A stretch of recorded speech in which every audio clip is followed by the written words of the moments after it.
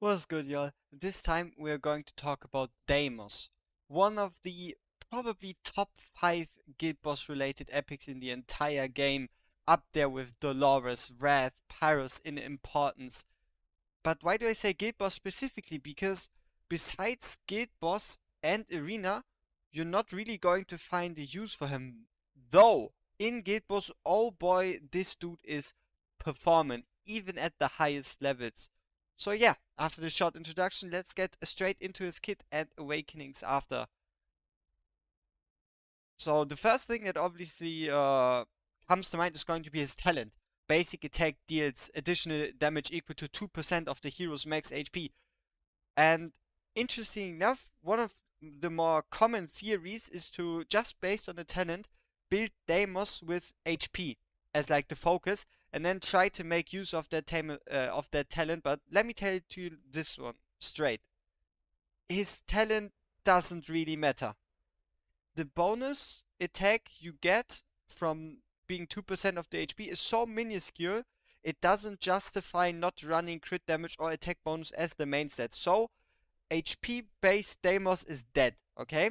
The only use for this talent is it works quite well with his ultimate and pretty much allows him to perform better with HP substat. So if you happen to have a good offensive piece that has an HP substat, nice. If not, just ignore it, alright? It is a really, really minuscule amount of damage coming from that talent. Alright, so then let's get straight into the basic attack. The basic attack is dealing a total of 170% damage in basically 2 instances against a single enemy, and obviously unskilled being 75%. And then we have his passive, Tearing. Each consecutive attack against the same target increases damage by 15% for 10 seconds, stacking up to 6 times, so up to 90% damage. The duration of the effect will not be refreshed after reaching the maximum number of stacks. So he's going to attack, stack up to 90% damage, and then he's going to stay in that 90% damage range for 10 seconds. After those 10 seconds, he goes back to 0 stacks and then starts building up those stacks again. Right? And also, especially why he's that good in Guild Boss and not really in other content is over here stated. His stacks will reset upon switching targets, so it's very important for him to continuously hit the same enemy and allow him to build up damage, right? And then we have the ultimate, increases max HP by 150%, so works quite well with the talent, adds in a little bit more of damage, but again, nothing crucial. Increasing his attack and defense by 30%, which is very nice, and also one of the key things which is going to be related to how we're going to build him. And then it turns his basic attack from 2 strikes into 4, and this effect goes on for 20 seconds.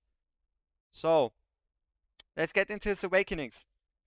His awakening 1, it's alright. It's going to, in Guild Boss, going to take a bit of pressure off of your healer, but it's nothing monumental. It's not going to change much. There isn't really a difference felt between A0, A1 Deimos.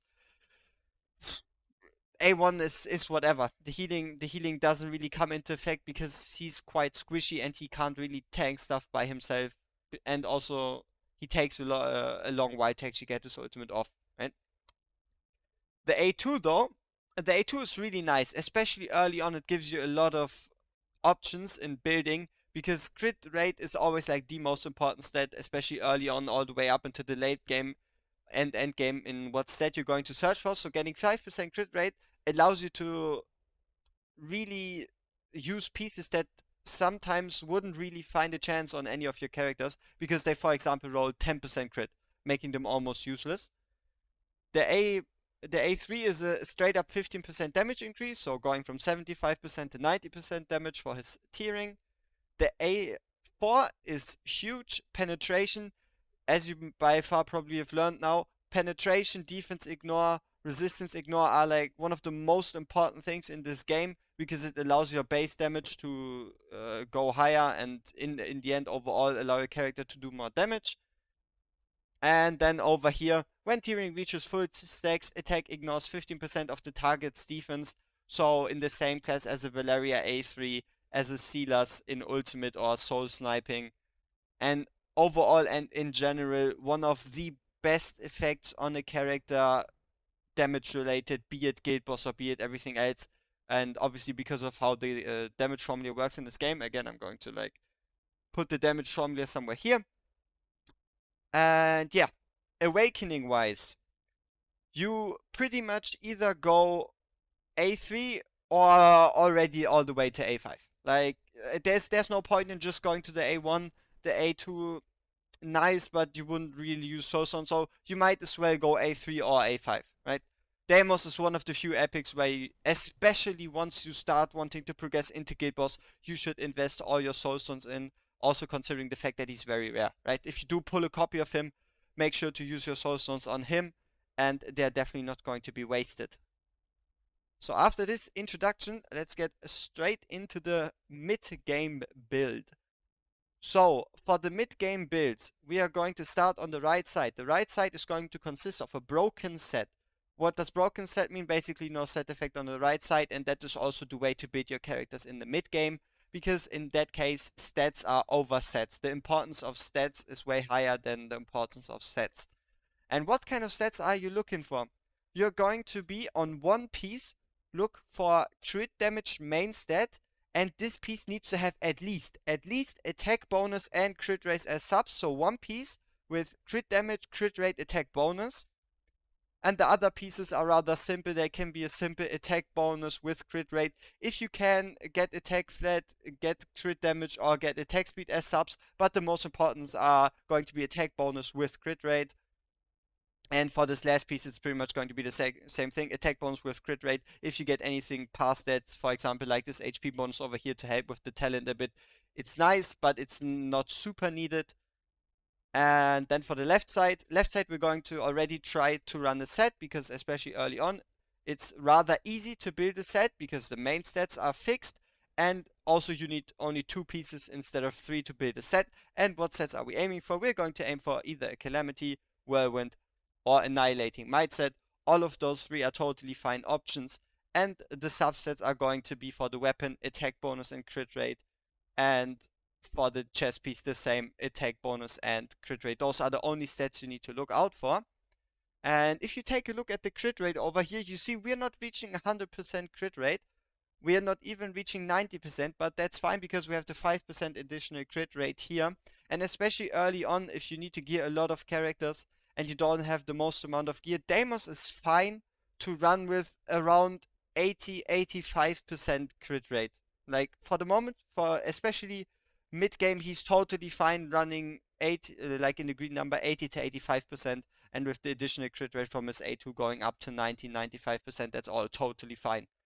Alright, then now let's get into the artifact. So for the artifact, as the prime choice, we have Ancestral Teachings, just because it's like super accessible and super cheap to upgrade.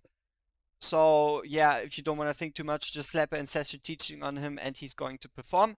Other notable choices are going to be Slayer's Presence, because he is going to be, especially in Guild Boss and also with his A1, be able to stay at 80% HP pretty much all the time, especially when his damage is needed.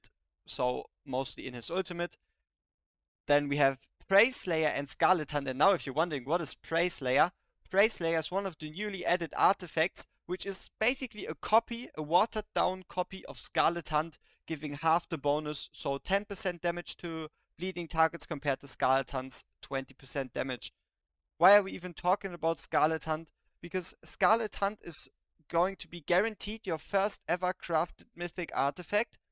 And if you then happen to have a bleeder, preferably Salazar, you are going to be able to also consider using Scarlet Hunt on Deimos, which would, if you do have a Salazar, be a fine choice. Furthermore, we have Watchguard's Ambition and Nightmare Shadow and the epic crit rate enhancing artifact. And as usual, I'm going to rank those artifacts for you over here.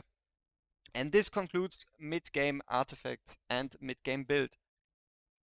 So this brings us to late game Deimos. And for a late game Deimos, we are again going to start on the right side. And this time we need to consider sets. So for potential sets, we have the Night Terror set, the Fracture set, the Doom set, Glacier set, Fatality set, and Wisdom set. And as usual, I'm going to rank those for you somewhere over here.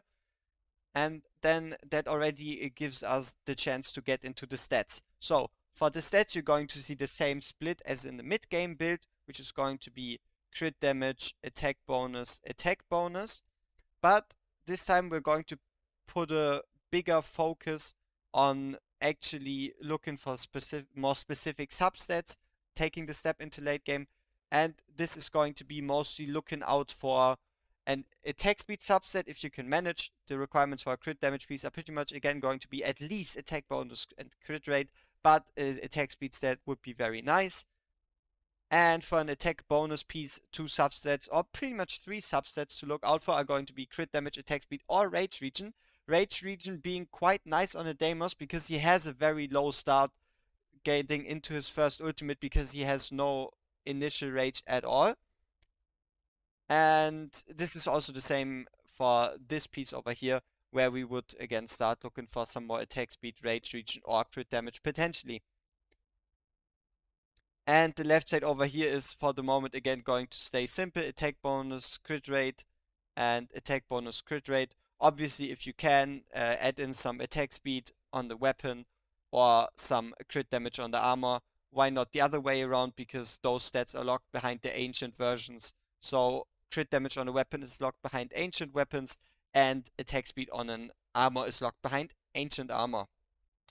For the stats, it's going to be the usual Calamity, Whirlwind, Annihilating Might, or Warlord set if you already have one, right?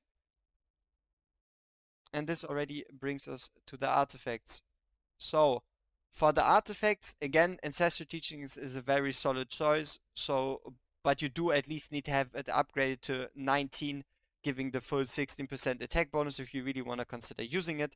Other options this time are going to be, again, Scarlet Hunt. Though for Scarlet Hunt, I would advise you to only really consider using Scarlet Hunt on Deimos and also multiple characters if you really have an A1 Salazar, because pre-A1 Scarlet Hunt is very inconsistent with the bleeds. Or you add in a second bleed character like Lugaru or Vladov, for example. And then other more prominent options are going to be Void Gazer. Yeah, actually what you want to do is going to be placing Deimos in the second row of Guild Boss. So you get the full effect of Void Gazer or a Flawless Blade. But for Flawless Blade, you would need to put in a Midan or Eloin into your team. If your team doesn't consist of either Midan or Eloin, then you won't find success with Flawless Blade. Important to note for Flawless Blade is that you're going to need to cleanse on the second meteor. So there's always going to be one meteor and followed by then another Inferno Roar and then another meteor. And once that meteor hits, that's when you need to cleanse, allowing him to build up his flawless stacks for the damage against the shield and the knockdown phase after the shield. This already brings us to endgame Deimos. And for endgame Deimos, we are again going to start on the right side. And there's 3 possible sets: Soulbound Arcana, Infernal Roar, or Ageless Wrath. Though, if you're going to use Deimos for Guild Boss, you do want to choose Soulbound Arcana. There's a significant damage difference between using Soulbound Arcana or Infernal Roar or Ageless Wrath for Guild Boss. But if you want to use Deimos outside of Guild Boss, you need to consider using either Infernal Roar or Ageless Wrath. Now, getting into the substats are going to be very specific. You do need at least crit damage, attack bonus, crit rate, and attack speed on every single piece you can. And the split is again going to be 1 crit damage piece, 1 attack bonus piece. But if you can afford it, especially considering that his ultimate adds attack bonus, you can actually run 8 endgame viable 2 crit damage pieces on your Deimos, pushing him up all the way to 237% crit damage. One of the more important subs you could be looking for is also going to be Rage Regen. If you do have a Soulbound Arcana piece that actually has a Rage Regen substat alongside all of those other stats, it's going to be really perfect for your Deimos. So if you do happen to have a piece that has crit damage, attack bonus, crit rate, attack speed, and Rage Regen, it's going to be a really, really good piece for Deimos, allowing him to get into his ultimate earlier and start putting out the numbers you want him to do. For the left side, it's going to be pretty much, again, we do already have a lot of attack speed, and we're going to get a lot of attack speed from all our substats, and even from the Warlord set, eliminating the need for a Whirlwind set, giving us only 3 possible options: Warlord set, Calamity set, or Annihilating Might set. And substat wise, it's going to be attack bonus, crit rate, crit damage, or crit damage possibly swapped out for attack speed, or attack bonus swapped out for attack speed. All of those are viable, though attack bonus, crit rate, crit damage is the best of the 3 splits. And for the chest, you do want to look for at least attack bonus, crit rate, crit damage. If you do happen to get a 4th stat besides that, that's perfect. But you do want to at least look for attack bonus, crit rate, and crit damage as substats. And yes, if we do look at those stats, you see he has relatively low attack, but as I already said, his ultimate does give him a 30% attack increase, and he has the penetration on his A5, allowing us to go down in attack and up in crit damage. Artifact wise, we have the same choices as in the late game, so it's going to be a Scarlet Hunt. Again, for the Scarlet Hunt, it's going to be very important that you at least have an A1 Salazar. Without an A1 Salazar, just forget about using Scarlet Hunt in the end game for Guild Boss, and then rather use a Void Gazer or Flawless Blade instead. The condition for Void Gazer is you place him in the 2nd row of Guild Boss, and the condition for Flawless Blade being you running an Elowin or a Midan, triggering the cleanse on the 2nd Meteor. At the highest level, Ancestral Teachings really doesn't perform enough anymore, which is why it falls out. And this should already conclude Deimos. As like a couple of last words regarding Deimos. Deimos is really nice. He really performs at like the highest levels of Guild Boss. And one interesting thing I've done, I was lucky enough to pull a Toreador. And with that Toreador, I tried using Watchguard's Ambition, right? Because it states that each basic attack launched has a 15% chance of triggering another basic attack. So I thought maybe Watchguard's Ambition could be like a secret dark horse if you do happen to use it with the Deimos, because as we know, Deimos hits 4 times. So there should be a relatively high chance to trigger this extra hit, but honestly, it doesn't live up to the expectations. It performed around at least 15 to 16 million damage for Guild Boss worth compared to just using a Scarlet Hunt or equal artifact instead. So yeah, Watchguard's Ambition, sadly not the dark horse I hoped it would be, but it was definitely fun to test that one, and see you in the next guide.